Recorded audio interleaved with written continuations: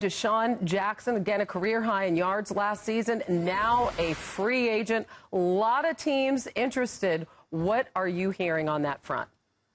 Well, Hannah, I believe he is going to meet with the Washington Redskins today. And keep in mind, the Redskins don't have the #2 overall pick because of the RG3 trade. So this is a team that needs to be creative if they're going to add talent and improve. I've been told there are as many as 9 teams that have had dialogue with Jackson and his agent, Joel Siegel. I've been told this morning that there are 2 teams that have not been identified as being associated with having interest in Jackson who are in deep negotiations for the player.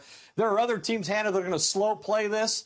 They feel like a lot of investigation needs to be conducted relative to his background and what exactly went wrong in Philadelphia, because keep in mind, Chip Kelly just released a 27-year-old receiver, as you said, who's coming off a career year in his offense, and they're taking a $6.5 million cap hit not to have Jackson in their uniform this year. Right. I mean, there are all sorts of reports, everything from a rift with Chip Kelly to questions about his work ethic, concerns about who he hangs out with. What is the perception generally from what you've gathered around the league about DeSean Jackson? Well, there's a lot of mystery about DeSean Jackson. There were a lot of concerns when he came out of Cal in the draft. Obviously, some of the disclosures that we've seen recently are not all that new to people in the league.